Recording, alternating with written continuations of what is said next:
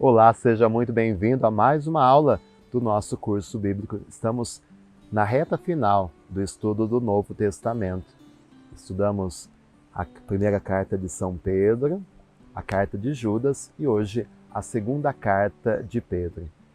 Como eu expliquei nas aulas anteriores, a segunda carta de Pedro, ela é muito semelhante à carta de Judas, por isso que não estudamos a segunda Pedro logo depois da primeira Pedro, mas agora depois de Judas. Falando sobre o autor dessa segunda epístola de Pedro, existe muita discussão a respeito do autor desta segunda carta de Pedro.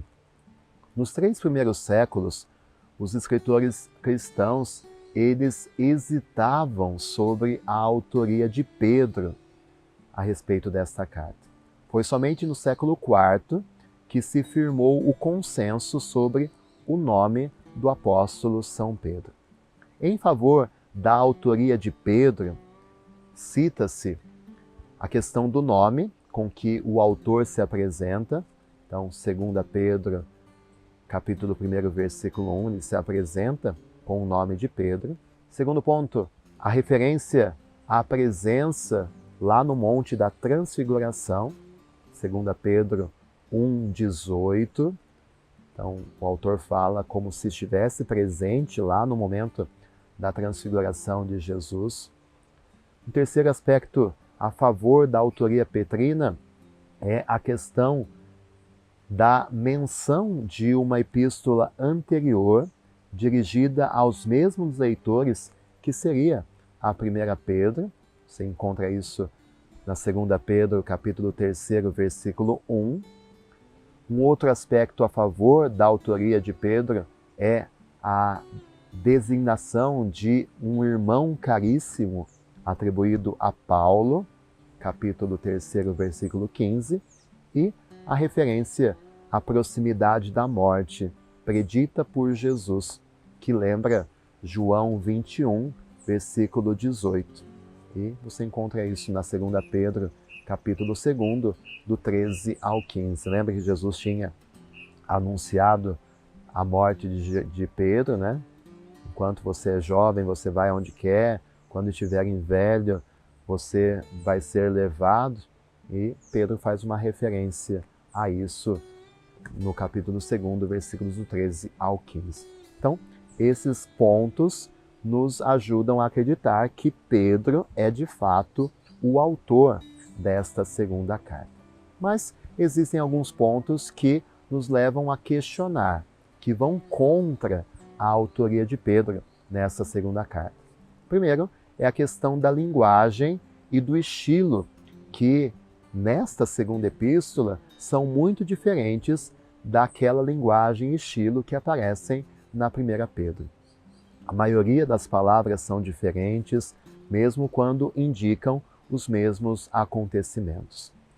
Em 2 Pedro, capítulo 3, versículo 16, tem-se a impressão de que as cartas paulinas já estão reunidas numa só coleção, o que supõe um certo intervalo após a morte de São Paulo. Então, se o autor já tinha conhecimento disso, se Paulo já teria morrido, não teria sido Pedro o seu autor. Um outro ponto é a descrença de muitos em relação à segunda vinda de Cristo, o que supõe uma época tardia. Então, entre os destinatários, se duvida da vinda de Cristo, né? Então, significa que já tinha passado muito tempo depois da ascensão de Jesus.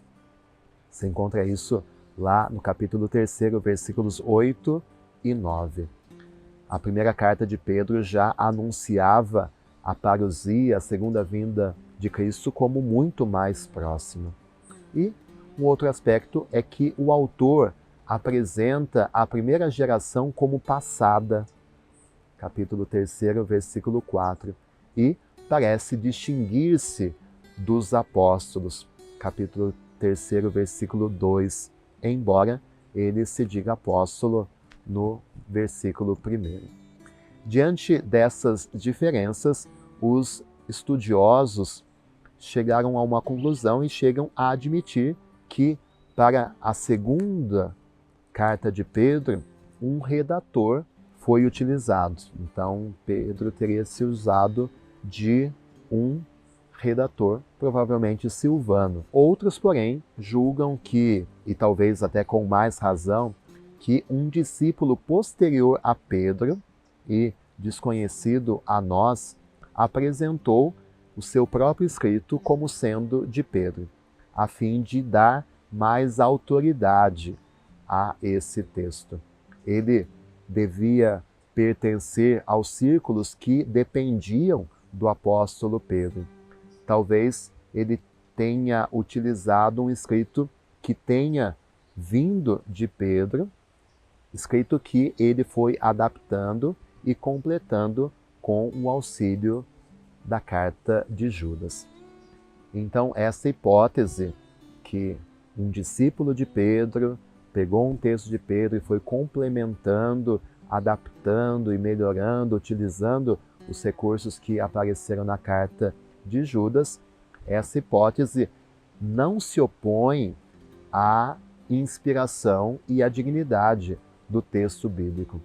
Os antigos, também acostumados ao uso de pseudônimos, eles usavam muito isso, né? Para dar autoridade a um texto, se colocava o nome de algum autor, na filosofia acontece isso, alguém famoso para dar autoridade a esse texto.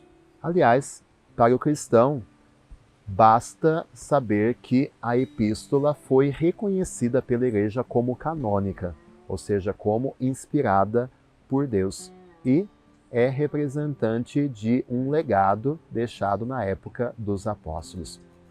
O autor dessa segunda carta de Pedro queria prevenir os seus leitores contra a invasão das falsas doutrinas, como também recordar-lhes algumas verdades fundamentais.